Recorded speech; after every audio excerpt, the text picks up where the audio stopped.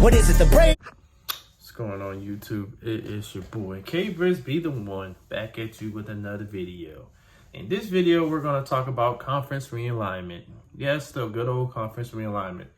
Is it worth it? Is it good for us? Do people like new teams coming into the conference geographically? It's everywhere. We're going to get down to this. Also, leave a like, subscribe if you're new. Check out the other videos at the end of this video to follow my content because, like I said before, it's July now, so I am dropping nothing but content, whether it's NCAA 25, any of the latest college football news out here, college football previews, college football predictions for each conference, and who I think are going to be the champions of those conferences. I'm going to give my top 12 playoff teams that I predict near the beginning of the season, who's going to win the national championship and what teams are going to be in the finals and how's it all going to shape out. It's going to be a fun time. Also, I'm doing vlogs. I'm going to my team, the Hurricanes. You see it, the U, against the Florida Gators August 31st. I'm going to the Georgia Tech versus Miami game, and I'm going to go to an Alabama game for my wife, but also to get the atmosphere as well. So she's an Alabama fan. Go to a game, so we're going to try to make that happen as well. So let's just get down to it. Do I think offensive realignment is good? I think it's very good. At first, I was not on board to it because you have so many teams coming in. You're going to jumble everything. But the way they're making money in the NCAA, they're like almost $1 trillion industry. I think is good. Also, new blood, new rivalries. So we're going to start off with the Big Ten. So the Big Ten got Washington, USC, we have Oregon, and UCLA. So now you have a lot of West Coast teams going to go travel to the Midwest to go play the Michigans of the world, the Ohio States, you have the Indianas, you have the Penn States. So now you're going to get those classic rivalries. Not only just the Rose Bowl, where you had probably the best Rose Bowl ever when you had USC versus Penn State. The game. It's Barkley trying to bounce it. And does escape. Saquon Barkley in the clear. Still going. Saquon Barkley all the way to the end zone. Saquon Barkley and all of them versus USC with the high power offense. It was an amazing game. So now you're going to get a lot of those games. I think for them, it's really good because Big Ten is now that powerhouse because, yes, the SEC won a lot of national championships. I think out of the 10, they've won, 6 of them? Because then you have 2 teams like Ohio State, Michigan, and then Clemson went into. So now you throw them in there, the money, the contracts, the TV revenue is going to be, they only making money. So, but I know a big thing for me is the traveling because now you got to go across country. Now, back in this, before my day, before I was even born, they had to take like buses. They maybe had to go like coach planes, and kind of the conference were aligned within those regions. So it wasn't going across country to do these things or anything unless you, again, made it to a big bowl game where you went to a national championship. So that's like a big domino fall. And then in the SEC, you got Texas now and Oklahoma joining there. So the SEC for a while been wanting to get a big imprint into Texas. Yes, they end up getting Texas A&M and Missouri. So now you have an imprint with Missouri, and then you have it for the state of Texas. But now that you have Texas, Longhorns hook them because they have their own network. Texas had their own network, so that was a big imprint. And also for Oklahoma. So Oklahoma goes from the Big 12 now to the SEC, including Texas as well. Boy, ain't no way, boy. And like I said, that's big for the SEC because now you can get those high-power recruits because now you have the imprint of being in the SEC. How they're going to fare out, that's going to be the question. I think Texas not only beating Alabama, but kind of stomping them last year, showed that they can play with the big dogs. And like I said before, they was just a throwaway from beating Washington to go to the national championship. It's going to be interesting to see both of these teams going there. I think Oklahoma's on the side with Alabama, LSU, Auburn, Arkansas, Texas A&M. They're on that side. And then Texas is on the side of Florida, Georgia, Missouri, South Carolina. You have all of them. I think they're making a power move to make it bigger to, in my opinion, counter what the Big Ten did is a big thing. Also, again, you're still in that southern region to where it's not too far away to where, like, if they would have got a, I don't know, say they would have got a USC or something, then that's going cross country and everything else. Now, in the ACC, my squad, the U, Florida State, Clemson, you have North Carolina, Virginia Tech, Wake Forest. You have all of those teams.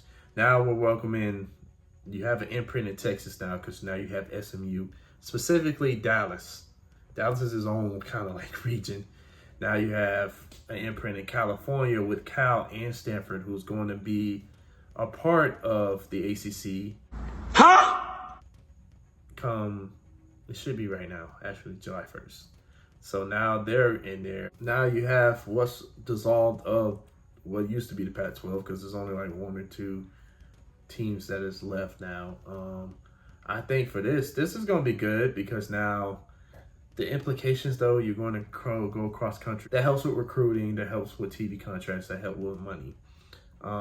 If you haven't noticed or you've been living under a rock, the ACC is probably about to implode because I've been hearing some things online and there's supposed to be a big announcement coming probably this week, if not the end of the month, to where it's going to involve the ACC, the Big Seven. So you have your Clemson's, Florida State's, Miami, you have North Carolina, you have those big teams.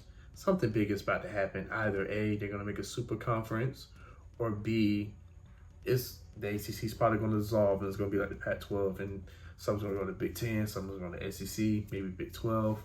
So like I said, conference realignment is bananas. Like, conference realignment is, I can't describe it, but it's good for the game. If you're a traditionalist, you hate this because you're going to miss those rivalries where you had the good old Michigan going against Notre Dame for the Big Ten, for example, because they play a lot of Big Ten teams. Now, Notre Dame's his own kind of entity. They're like Texas, but they're an independent, so it's them, BYU. I forgot who, Army, I want to say possibly. Don't quote me on the Army, but I know for a fact Notre Dame and BYU are independent, so they play whoever they want to. They put on their schedule, which helps with revenue and cross-country ratings, expanding with money. They have their own network. They own NBC. But I love conference realignment. At first, I was just like, this is too much. But then it's not too much because when you look at it at the end of the day, it's all about the dollar bill, y'all.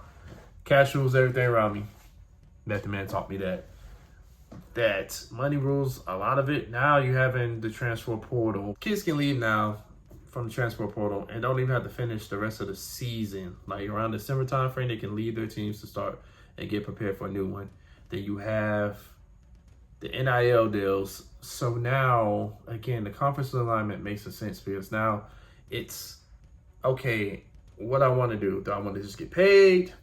Do I want to go try to win a national championship, get my brand out? There's so many different things. So I think conference realignment is going to be big, and it's also bigger for recruiting. Like I said, we're going to take, for example, the Big Ten.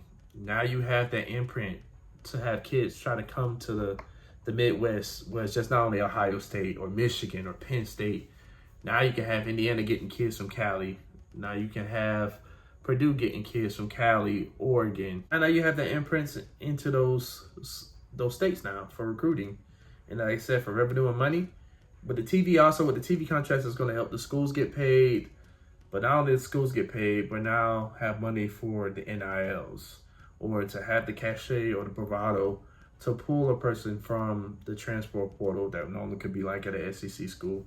It's pretty much, college football now is a business. And again, A lot of people used to hate it. I was just like kind of on the fence of it, but then now that I look at it, the NCAA is $1 trillion business. So why not help those kids get paid too? Because now that's another video I'm going to bring up to where now they're going to retroactively pay kids to play. And not only that, it started back, I think, 8 years ago from 2016, which again, if you're going to do that, kind of go further back, maybe 25, 30 years. Because, you know, back then, Tebow would have got paid. You would have got Cam Newton get paid. You would have had Reggie Bush get paid. You would have had Tim Tebow get paid. You had all of the big elite players. Conference realignment. What do y'all think about it? Like I said, I think it's a dope idea. You have more exposure in different states for different teams, different new blood, new rivalries, but also more revenue, more money. Help out with recruiting.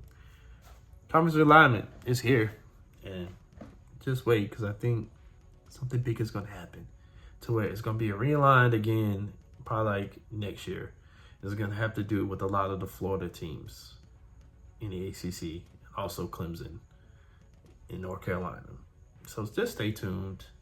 Leave a like, share the video, subscribe if you're new. If you like what I'm talking about, like I said, college football's coming out. The game, I'm going to try to be on there, so I'm going to try to work on my Twitch thing. Also, I'm going to be doing vlogs. I'm going to tell you the games we're going to. I'm going to be doing predictions, Heisman predictions as well.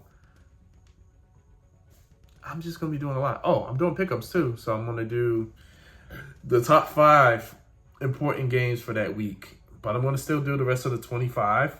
And y'all just seen it in the description. I would pick to win those games for those 5.